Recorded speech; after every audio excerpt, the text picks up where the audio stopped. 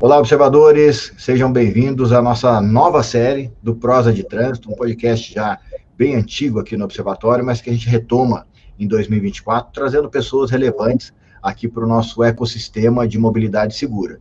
E, inaugurando essa série de 2024, tem aqui um grande parceiro, Joelson Veloso, né, que representa aí a empresa Gringo, né, uma das mantenedoras sociais do Observatório, tem uma parceria muito legal com a gente, e a gente vai bater um papo com ele aí, entender um pouco do Joelson, né, a trajetória profissional do Joelson, até chegar aí à frente, né, das políticas e das relações institucionais, né, dessa empresa que está com um crescimento exponencial, e conhecer um pouco também da própria empresa, do Gringo, né, como é que ele surgiu, a atuação dele nesse mercado de mobilidade segura, né, a gente vai bater um papo super descontraído com relação a isso, então, desde já, seja bem-vindo, Joelson, o Joel, para falar com você.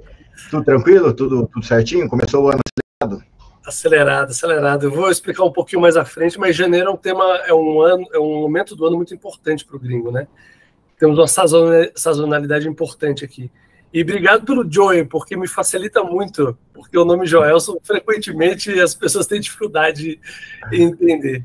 Mas agradeço, viu, Paulo? Obrigado pela generosidade do convite, de todos os convites, né? Assim, tem sido uma alegria acompanhar de perto o teu trabalho na pessoa física, sentir conhecer, mas saber que o observatório também tem crescido junto contigo, você tem levado essa agenda de forma super profissional e é uma honra poder contar também com o apoio da rede que o observatório nos traz e a oportunidade que o observatório nos traz também de apoiar um tema que é importantíssimo para a gente. Acho que a gente vai falar um pouco sobre isso aí, né?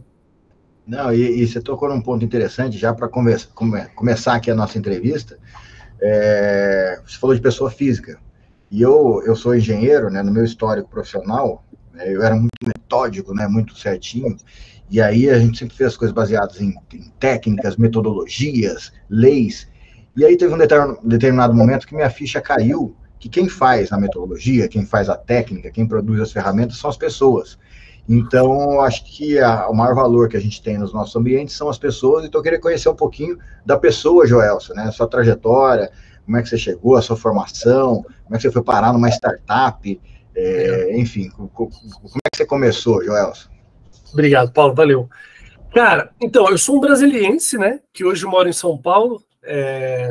Tenho dito, na verdade, para muitas das pessoas que eu estou conhecendo agora, que eu sou um paulista nascido em Brasília, porque eu amo Brasília, adoro Brasília, mas eu me encontrei grandiosamente em São Paulo. Assim, adoro estar aqui nessa minha nova fase de vida pessoal e profissional. Mas, então, em Brasília eu nasci, ali na década de 80, sou brasiliense, filho de servidor público, então daí já conta um pouco sobre o meu background. Assim, eu sou um brasiliense que naturalmente vivia o clima do setor público, porque o Brasil é essencialmente sobre isso, mas dentro de casa tinha um servidor público, meu pai. Então, é quase um destino manifesto você virar servidor público em Brasília, né? Ali na década de 80, eu não sei de que ano você é, Paulo, mas nessa época da década de 80, a gente teve... Alguns ídolos me influenciaram, né? Então, eu brinco também muito que, na verdade, meu plano de vida era para ser um Zico no futebol ou um Ayrton Senna na Fórmula 1, que eram que qualquer uma das duas coisas eu estava feliz com elas. Nenhuma das duas aconteceu, naturalmente.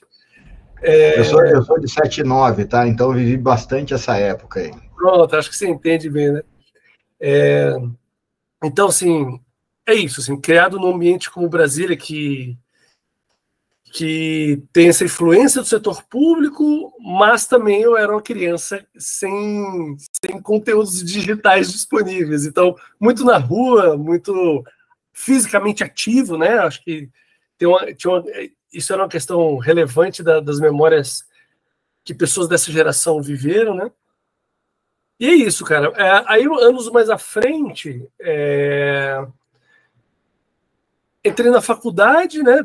De novo, minha criação toda em Brasília, na faculdade de Relações Internacionais. Fiz ali na UNB mestrado, graduação e mestrado. Curiosamente, eu não fiz o concurso, não tentei nenhuma vez o concurso da diplomacia, apesar de vários amigos terem se tornado diplomatas. muitos achavam que, minha família achava que eu ia enveredar por esse lado, mas acabei me apaixonando muito mais pelo conteúdo das políticas públicas internas, né? Não necessariamente externas. E é isso, assim. Aí comecei a trabalhar, aí eu não sei, talvez eu já esteja... É difícil, né? Às vezes a gente explicar quem você é sem entrar no tema trabalho, né? Porque a maior parte da nossa vida hoje, né? A gente tem mais ou menos a mesma idade, a gente passou trabalhando.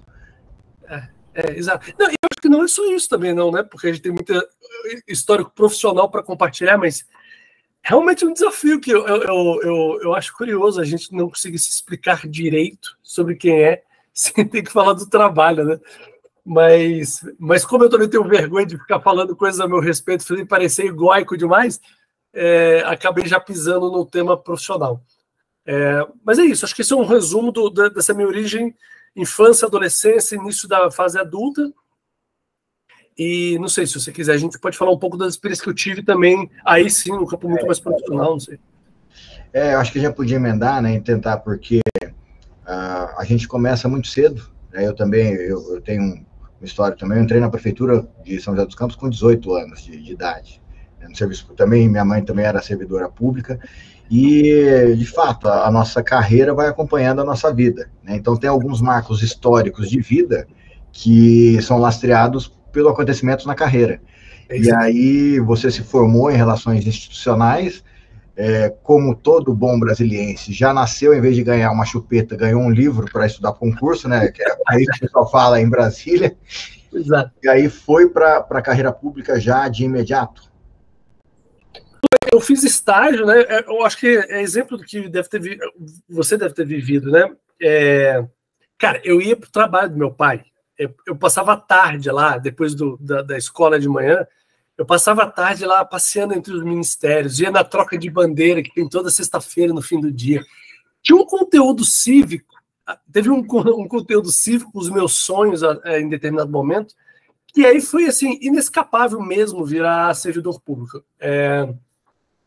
Mas eu comecei de fato, assim, depois desses sonhos de menino que visitava o escritório do pai, teve de fato, assim, momentos. Eu fui estagiário no Ministério da Defesa, mas logo depois, aí eu virei um contratado, não concursado, mas contratado do Ministério da Defesa, na área de estudos e de cooperação cívico-militar.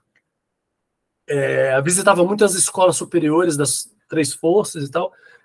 Foi um momento muito interessante, assim, de aprendizado. Nessa época eu já estava saindo da graduação para o mestrado.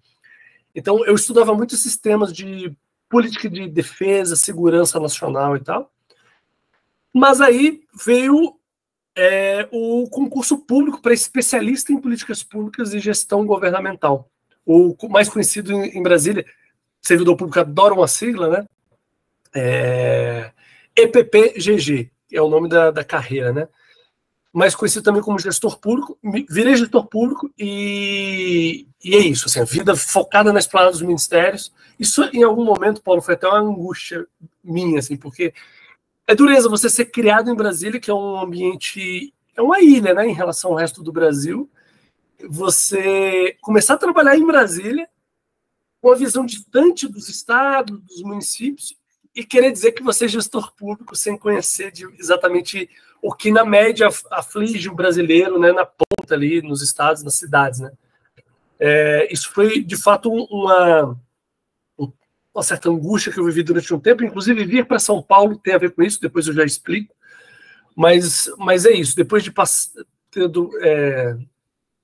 depois que eu passei no concurso, aí eu tive algumas experiências muito, muito distintas, assim, sabe? Tipo, eu fui desde assessor de secretário executivo, assessor de ministro, fui redator de discurso, né, que chama de ghostwriter e ministro. Fui até do vice-presidente da República durante um tempo. Foi uma experiência super rica, mas eu me encontrei mesmo foi como gestor de projetos, especialmente projetos de transformação digital. Então, para resumir minha história como servidor público, que foi um transcurso de 18 anos, eu diria o seguinte, que 1/3, pelo menos, desses 18 anos foi dedicada temas de gestão de projetos, especificamente na área de governo digital, transformação digital e desburocratização do Estado. E isso, de alguma maneira, contato com esse tema, me levou ao passo seguinte ali, que foi, em determinado momento, entender, cara, aqui em Brasília a gente faz tanto normativo, regulação, a gente impacta tanto a vida, tanto das pessoas físicas, mas dos CNPJs também, dos empresários, das organizações da sociedade civil, com o que a gente faz aqui. Eu acho que está faltando um elemento na minha experiência, que é entender o outro lado do balcão e ver assim, de que forma o Estado está impactando o empreendedor. Foi daí que em 2020, aproximadamente, eu decidi que eu ia dar uma interrompida na carreira pública. Eu vou dizer interromper, eu vou interromper o vínculo com o Estado, mas minha carreira pública continua até hoje, porque eu vou dizer para você, eu me sinto mais servidor público hoje do que, inclusive, no passado, porque os temas que a gente lida aqui, a gente vai tratar de alguns deles aqui, são políticas públicas. A gente é servidor público quando a gente atua na sociedade querendo transformá-la de uma certa forma. A única diferença é que a gente pode não ter um vínculo empregatício com o Estado. Mas eu continuo achando que hoje eu sou pago para construir boas políticas públicas também. Então, assim, meu movimento para São Paulo foi assim, cara, eu preciso sentir na pele o que o gestor público está fazendo do outro lado do balcão, e foi por isso que eu vim parar no Gringo. Paulo, se meu pai entrasse, ou minha mãe entrasse nessa conversa agora, e a gente estivesse falando desse assunto da minha mudança para São Paulo, eles iam ficar calados sem saber o que dizer, porque ninguém até hoje entende o que aconteceu. Como que uma pessoa pode largar Brasília, que é uma cidade maravilhosa, segura e tudo mais, por São Paulo, que é uma cidade tida como barulhenta, insegura, confusa, não sei o quê. Grande metrópole, confusa, incontrolável. Com as coisas boas e ruins, mas assim, tem essa dimensão de que Brasília é uma cidade especial mesmo, em vários aspectos, né? E eu acho que é. Então, troquei de cidade, troquei de emprego, e mais do que trocar de emprego, troquei de setor, né? Setor público, setor privado, e para uma startup que o Gringo hoje tem um nome maior e está crescendo, mas assim, para os meus pais, o que é Gringo, né? Além de ser um nome, digamos, que você se refere ao estrangeiro, né? Então, assim, até hoje eles não entendem muito bem o que foi que aconteceu na minha cabeça, que eu saí de um emprego estável, previsível, numa cidade boa, para trabalhar num espaço que não é muito da dimensão do brasiliense, né? O brasiliense, ele não está muito conectado com o mundo do empreendedorismo, assim, e a verdade é que estar em startup é um privilégio. Estar no Gringo é um privilégio ainda maior, mas a autonomia, né, a capacidade de escalar soluções relevantes, tudo isso que você vê no startup, que as pessoas comentam, eu estou vivendo e eu estou super feliz por isso. Então, estou muito feliz com essa transição. Eu tive uma passagem rápida pela Microsoft também, que aí era também mundo privado, mas um conteúdo corporativo completamente diferente. Mas estou no Gringo, super feliz e tentando absorver todo o aprendizado que no dia a dia a gente consegue ser exposto, né? Tem sido fenomenal. Eu acho que esse é um pouco do resumo até aqui, viu? E essa é uma dúvida, uma curiosidade, essa transição de carreira, né? Porque tem muita gente que, assim como eu, também tenho uma trajetória parecida, chegou um determinado momento e falei, olha, eu preciso expandir, porque aqui no serviço público eu estou limitado, tem as amarras. Essa transição de carreira, ela começou por uma insistência sua, você falou, olha, não, eu vou sair de qualquer jeito, ou você começou a ser assediado a sair? Porque tem os dois lados, né? Às vezes você está quieto lá, não está pensando no negócio, mas alguém te joga uma sementinha ali. Como é que foi a sua? Boa pergunta, Paulo. Não foi assédio de ninguém, de nenhuma instituição. Foi uma busca mesmo ativa, minha, né? Deliberada, né? E eu não posso nem dizer, Paulo, que foi porque você citou, talvez vulgarmente, algumas palavras do tipo, me senti limitado, me senti constrangido, talvez no ambiente que eu pudesse fazer mais coisas.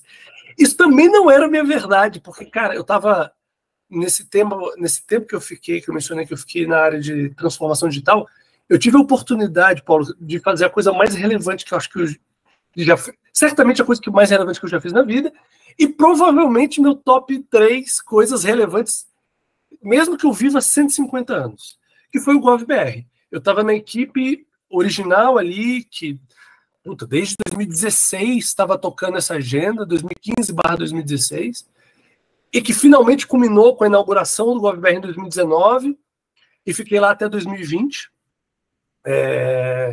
Eu tive um grande privilégio de estar numa posição de diretor na equipe que fundou a política pública de governo digital mais relevante da história do Brasil, uma das mais relevantes da história mundial, né? O GovBR se tornou uma referência mundial. Então, assim, eu não tinha motivo nenhum para dizer que eu estava limitado, que eu estava constrangido.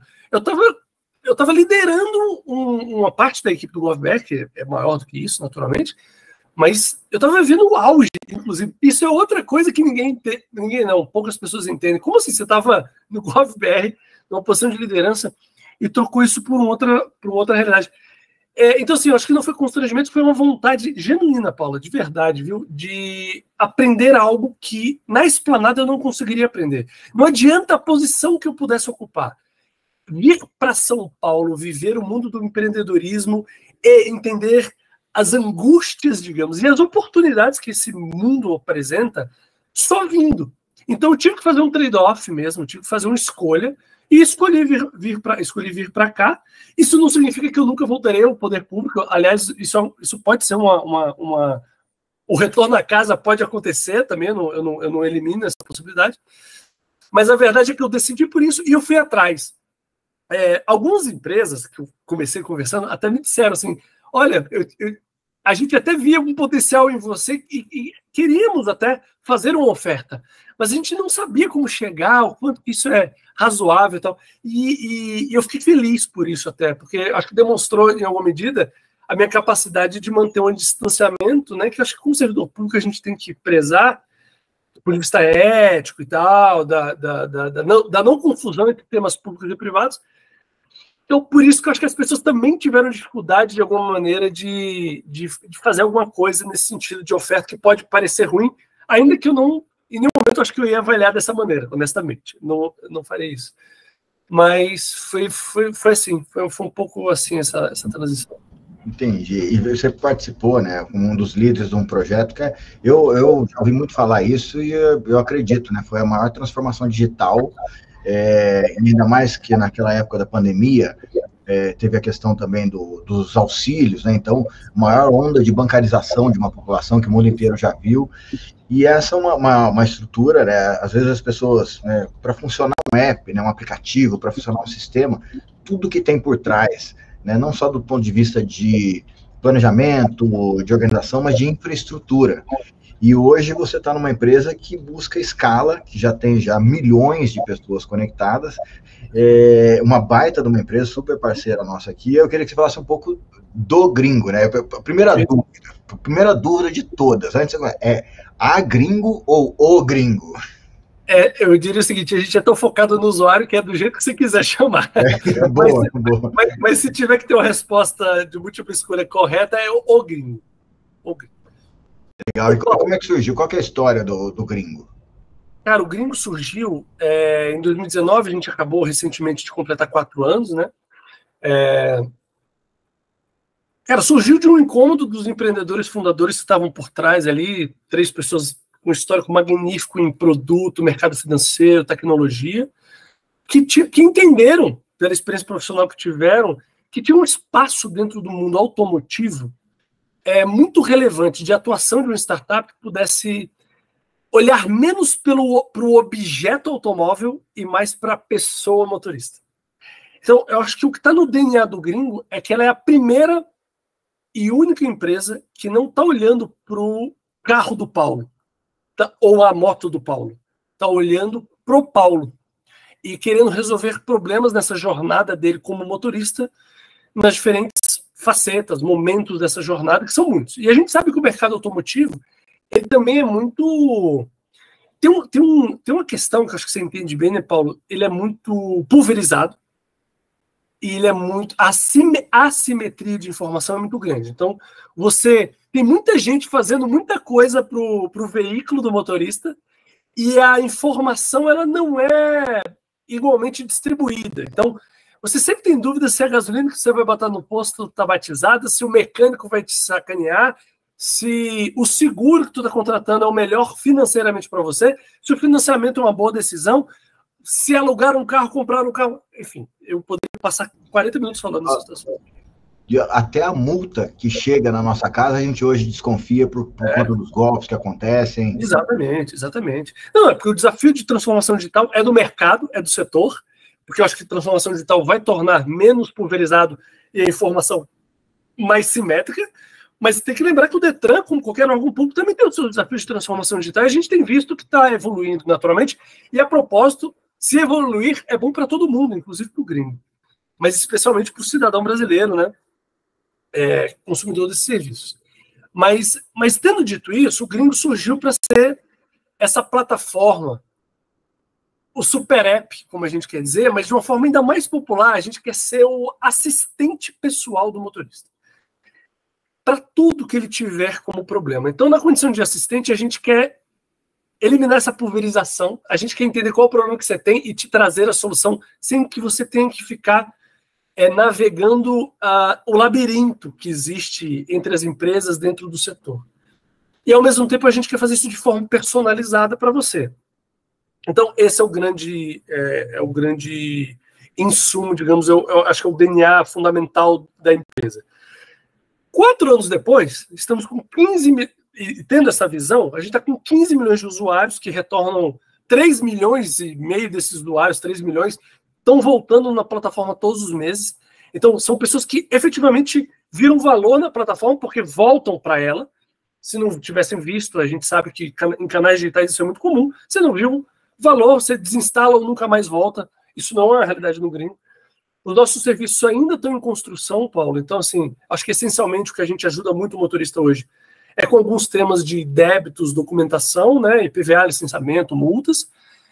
A gente ajuda com seguro, a gente ajuda com crédito para esse motorista, mas a gente está ampliando essa plataforma. Isso eu vou falar um pouco mais dos planos de 2024, que é um grande desafio para a gente, é tornar este shopping center mais diverso para atender mais pessoas. Mas a verdade é que a gente já é a maior plataforma, o maior app, o maior super app do motorista no Brasil, e a gente tem atuado como assistente hoje nessa condição de deixa eu te ajudar a parcelar uma multa, conseguir um crédito, conseguir um seguro. O nosso público-alvo atualmente, o motorista, fundamentalmente, essa persona que vai no gringo, é da classe C e D, que tem muita dificuldade de até entender os caminhos digitais, tem um quê de constrangimento financeiro para conseguir fazer o pagamento dos seus débitos. A gente não é uma plataforma para motoristas profissionais, né? Tipo motorista de Uber ou de iFood, entregador, por exemplo. A gente é para qualquer motorista. Se você tem uma CNH e tem um veículo, você pode usar a plataforma, mas, naturalmente, esses profissionais têm mais questões com documentação, débitos, do que a média do brasileiro, porque eles usam o carro produtivamente, então eles voltam muito também, a gente é bastante conhecido nesse meio. É um pouco isso sobre o gringo. Se você tiver alguma pergunta, eu não quero ficar monopolizando aqui a conversa.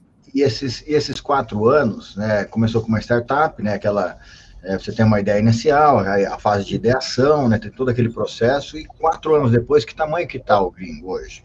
Em termos de funcionário, em termos de posicionamento? Então, hoje, como eu falei, do lado externo do balcão para fora, tem 15 milhões de brasileiros que estão ali na plataforma. Com oportunidades de terem seus problemas resolvidos, da gente fazer um monitoramento para ele dessa vida, dos compromissos que ele tem como motorista. Pro lado de dentro, a gente é uma empresa de quase 180 funcionários já.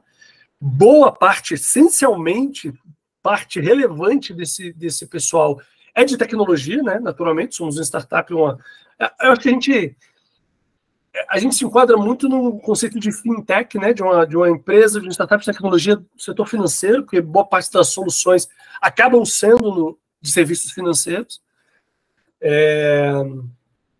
Até coisas mais, digamos, menos startup, digamos, menos tecnológicas já comprovaram o estágio da empresa. A gente não tinha um escritório exatamente, um endereço fiscal, mas não tinha um escritório. Ano passado a gente inaugurou um escritório aqui em São Paulo. Então, assim, eu acho que são movimentos que denotam assim, o tamanho da empresa. Acho que um tema que você mencionou no início da nossa conversa, e talvez a gente volte a ele, as políticas de ESG, ambiental, social, governança, também dizem muito respeito sobre o tamanho da empresa atualmente. É uma empresa que eu acho que vale a pena mencionar a respeito dessa tua pergunta sobre o nosso tamanho. A gente já fez rodadas de investimento, fundos relevantes já compraram literalmente a visão do gringo, a tese de negócios do gringo, né? Alguns fundos relevantes estão por trás da empresa, o que nos levou também a ter, apesar da pouca idade, um nível de governança corporativa muito grande, né? Práticas éticas de relacionamento com o cliente, mas também com o fornecedor, discussões de políticas mais no âmbito ESG do ambiental e do social também. Então, acho que a empresa, em vários aspectos, de volume financeiro transacionado, a número de usuários, a número de empregados, a número de parceiros, tudo se tornou mais relevante, tudo está mais amadurecido, sabe? 4 anos depois. Não, legal, e eu ia te fazer exatamente essa pergunta, né, sobre as políticas de ESG, porque por uma startup, principalmente, que cresce exponencialmente, né, que é muito diferente do crescimento de empresas tradicionais, chega esse momento muito rápido, e toda empresa que atinge determinado porte precisa olhar para isso, porque senão no tempo dificilmente ela se sustenta, né? E trazendo agora para o nosso mundo, né, a gente sempre defende, o que o Observatório faz, a gente defende uma causa, né? A sustentabilidade, as políticas de ESG, elas são lastreadas em causas. Então, a gente tem causas animais, causas relacionadas à saúde, e a nossa causa é uma causa que a gente, principalmente no Brasil, luta muito para dar mais luz para ela. A gente já tem outras causas que são bem consolidadas aqui. A causa do trânsito seguro é consolidada fora do país, e no Brasil é uma luta. Então, fala um pouquinho de como é que o gringo enxerga hoje esse mercado não necessariamente o mercado, mas essa área de sustentabilidade e dessa devolutiva que as empresas precisam dar para a sociedade, né, retribuindo aquele crescimento que a sociedade ajudou a proporcionar para a empresa. Então, como é que funciona isso na visão de vocês? Sensacional essa pergunta.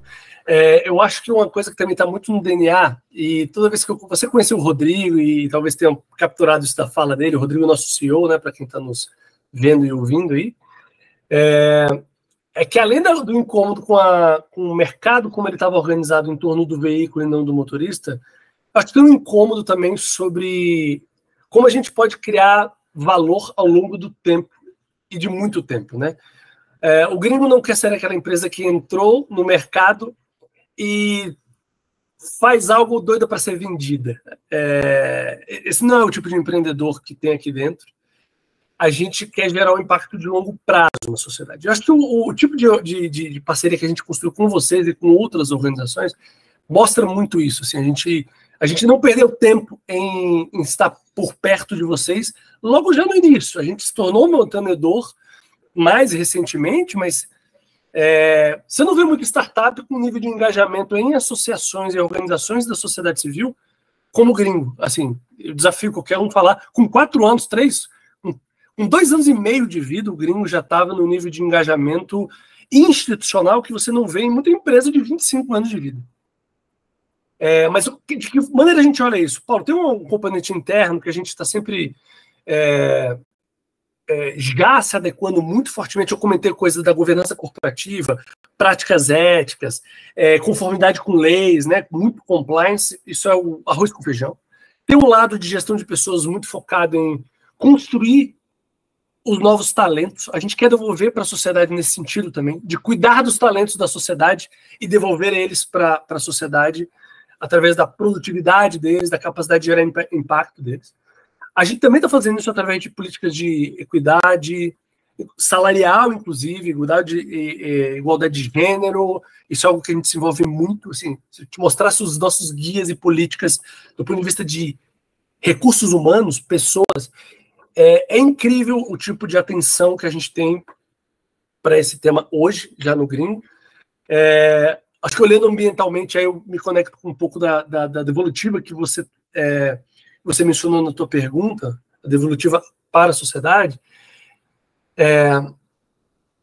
Cara, a gente sabe que a gente ainda é pequeno para gerar um impacto em termos de ESG valioso com grandes corporações, mas a gente nunca se preocupou com o tamanho para começar a fazer. E a gente também entende que a nossa missão de ajudar o brasileiro em facilitar e ser assistente dele nesse dia a dia também tem um impacto ambiental relevante, que é, se eu estou fazendo você, Paulo, se deslocar menos porque você resolve online várias das coisas que você tem para resolver, eu estou ajudando o Estado através de serviços que complementam a atividade do Estado e até em parceria com o Estado, é uma agenda nossa, permitir que Detrans ofereçam seus serviços aonde o usuário está, que é nas plataformas privadas, do dia a dia dele, do cotidiano dele. E não exclusivamente nos canais do próprio Estado, porque a gente sabe que o governo digital permite que você esteja em todo lugar, a todo tempo. A gente quer que os Detrans estejam conosco, a gente quer estar junto com os Detrans apoiando. E nesse sentido, se eu estou reduzindo deslocamento, eu estou reduzindo... Eu estou te devolvendo o tempo produtivo, então a sociedade ganha economicamente com isso. Eu estou reduzindo emissão, eu estou reduzindo poluição sonora, estou trazendo paz mental para o usuário, que no fim do dia, gentileza na cidade é um item em falta também. Eu poderia extrapolar para vários subtemas, mas essencialmente quando a gente fala de segurança viária, que é o objeto aqui do observatório, a gente está falando de uma política pública específica que o servidor Joelson, servidor público Joelson, mas agora empreendedor junto com outras pessoas da startup, quer levar como parte da identidade da empresa. Então, assim, para a gente, se você é capaz de ter a paz mental, de ter os seus temas resolvidos quanto motorista, e você é um motorista que tem irregularidade com o trânsito, educado para o trânsito, que esse é um componente que a gente pode até explorar mais, mas eu também já sugiro que as pessoas que estão conhecendo o Gringo visitem nosso canal no YouTube, que tem muito conteúdo, por exemplo, a respeito da segurança viária.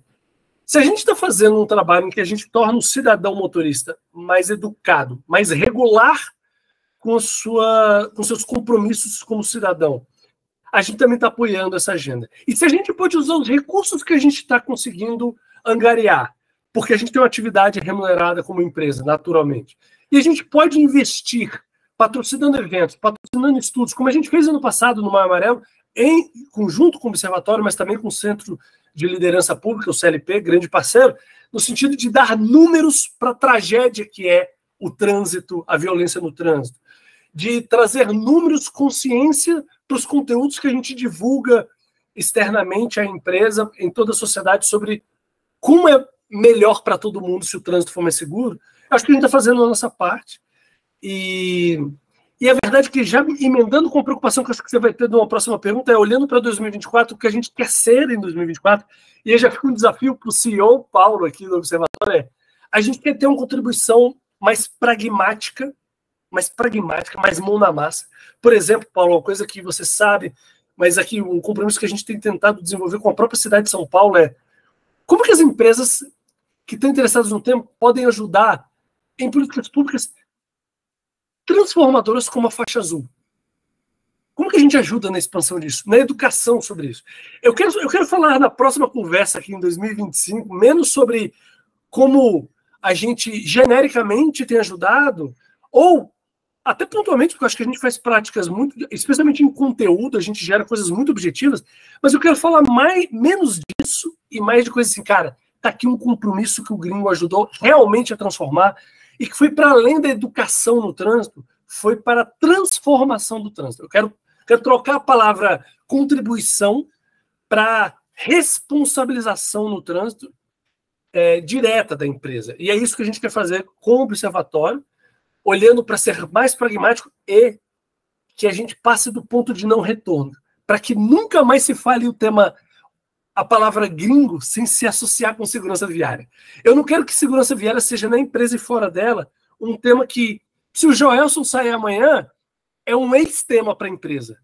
Isso não é verdade, nunca foi. Inclusive, antes de mim já era um tema importante. Mas eu estou só citando um exemplo disso que eu quero dizer, que é, segurança viária tem que ser um tema dentro da empresa e fora dela que não volta mais atrás e que a gente, como marca, seja associado olimpicamente. Assim, tipo, a gente seja a cara da segurança viária também, porque ela tem a ver com ajudar o motorista. Não é só ajudar financeiramente com serviços privados, é ajudá-lo a ser o melhor cidadão em última análise, né? E é muito legal, o desafio aceito, tá, né? A gente vai trabalhar bastante. Acho que é um ano muito legal. A gente aqui no Observatório também preparou um ano super especial. Você que faz parte aí do Conselho Consultivo do Observatório também acompanhou aí o nosso planejamento, e a gente está ampliando muito as nossas entregas enquanto Observatório. A gente está ampliando em mais de 50% tudo que os projetos que a gente desenvolveu em 2023, com esse mesmo objetivo. Acho que a gente tem objetivos muito semelhantes, que é proporcionar essa transformação. A gente está falando de mudança cultural, então tem que ser passo a passo, tem que insistir, tem que manter, mas eu tenho visto, né, e falando já das perspectivas para 2024, eu tenho visto uma evolução bem legal. Eu acho que esse nosso tema, ele está ganhando mais espaço, as pessoas estão se dando conta que o deslocamento seguro, ela interfere no dia a dia de toda a sociedade. A gente está tendo empresas começando a se tornar parceiras do Observatório, empresas que não têm, teoricamente, vínculo nenhum, né, uma fábrica de janelas, né, qual que é o vínculo que ele tem com mobilidade segura? Só que ele está com um problemão lá, porque os trabalhadores estão ficando afastados por conta dos sinistros de trânsito, a produtividade da empresa não está legal, porque ele não consegue complementar a sua linha de produção, porque sempre tem algum tipo de situação, o congestionamento que não deixou iniciar o trabalho de forma correta, enfim, a gente consegue, eu estou muito motivado, estou com muita expectativa para esse ano, porque eu tenho visto essa pauta avançar bastante, e aí empresas como o Gringo e todas as outras que são nossos parceiros têm ajudado muito a promover essa pauta que fala essencialmente tudo, porque que a gente fala tem por trás a cultura de paz no trânsito. Então, acho que vai ser um ano super legal, super produtivo para todos nós, e tenho certeza que cada vez mais a gente se complementa nessas ações, né? Eu acho que a responsabilidade compartilhada é a chave para tudo isso. O poder público tem a atribuição dele, mas a gente, enquanto sociedade civil, tem também. Vocês aí, no ramo empresarial, também tem a contribuição de vocês para dar, e eu acho que todo mundo junto consegue proporcionar aí um ambiente mais adequado de vida para as pessoas. Então, eu queria abrir um último espaço aqui para você fazer uma fala final, né, uma fala de despedida aí, de encerramento, e já de antemão já te agradecer aí pelo seu tempo e por compartilhar a sua história. Obrigado, Paulo. Obrigado por também estar por perto da construção dessa nova etapa da minha história. Tem sido uma honra, viu? E, cara, duas coisas finais, assim, eu acho que você tocou, Paulo. A gente precisa ser capaz, esse ano, de demonstrar o impacto gigantesco, multissetorial, transversal do que é essa agenda de trânsito seguro, né? Você falando aí, assim, todo mundo é impactado em todas as dimensões da vida, assim, todo cidadão e em diversos aspectos, do ambiental ao econômico, desenvolvimento econômico. Cara, acho que até a psicologia da sociedade é alterada em função disso, né? Então, assim, é um tema que a gente tem que ser capaz agora em 2024 de comunicar, e eu acho que você está fazendo bem. E eu vou dizer para você, esse teu diagnóstico de que está conseguindo desenvolver o trabalho e aumentar o impacto dessa comunicação e dos projetos, ele é super verdadeiro e ele está representado no plano que você apresentou para o Conselho das atividades do Observatório. Eu vejo que a gente está num nível de sofisticação do que se quer fazer e de ambição sobre o que se quer fazer, que eu não tinha visto até agora, e o teu desafio é fazer com que as empresas sejam tão ambiciosas quanto você. Porque eu acho que assim, o que você setou de ambição é incrível, e eu acho que as pessoas agora, as empresas que estão, especialmente as mantenedoras, vão ter um desafio de apoio a essa missão incrível, conta com o Gringo para isso, e conta com a gente para também trazer mais empresas para esse bolo, né? Porque é o tipo do jogo que ganha, ganha, ganha, né? Eu falo em todas as minhas agendas, especialmente com agentes públicos, que cara, é uma agenda essa de segurança viária, abertura de dados, transformação digital, que ganha o cidadão, ganha o empresário e ganha o poder público Não tem por que a gente se atrasar mais, porque o Brasil, em grande parte dessas agendas, está atrasado. A gente não precisa se atrasar mais, a gente precisa de atalhos agora, e eu acho que o observatório, o tema especialmente da segurança viária, é um grande atalho no sentido positivo da palavra, de avançar em agendas, cara, que já deveriam estar muito mais avançadas, mas num tema muito curto, com muita maturidade. Obrigado por tudo isso, conta com a gente para novas rodadas de conversas, e vamos junto. Bom, obrigado aí por sua participação, por inaugurar essa nova série, né, do nosso podcast aí, o Prosa de Trânsito. E aí eu queria fazer um agradecimento especial a você, ao Gringo, por estar nos apoiando, né, e aproveitar para agradecer toda a nossa rede. Agradecer aos nossos mantenedores sociais, eu gosto de citar nominalmente cada um, a Braciclo, a Anfávia, o Sistema Transporte, que é composto pela CNT, CS Senat e ITL, a GoPlus, o Gringo, iFood, Ipiranga, Mobilidade Estadão, Raizen, Uber, Veloy e Vibra, né, todas essas empresas aí nos apoiando, fazendo parte do nosso conselho, a toda a nossa rede de educadores, né, hoje a gente tem mais de 5 mil educadores plugados no programa Educa, né, que a gente leva educação para o trânsito no ensino fundamental para as crianças, a toda a nossa rede de parceiros de cooperações técnicas, a toda a nossa rede Laço Amarelo, que é composta aí por empresas, por prefeituras, entidades que apoiam o trânsito seguro, e um agradecimento especial aí também aos nossos observadores certificados, né, hoje a nossa rede com mais de 600 observadores certificados aí, ajudando a levar e disseminar esses conteúdos, essa cultura de paz. Então, um grande abraço, obrigado, até a próxima, te espero aqui pessoalmente na próxima vez, e vamos juntos seguir com essa agenda aí super positiva para as empresas, para a sociedade, para o país todo. Obrigado, Paulo. João. Satisfação, cara. Abração. Valeu, até a próxima. Tchau, tchau.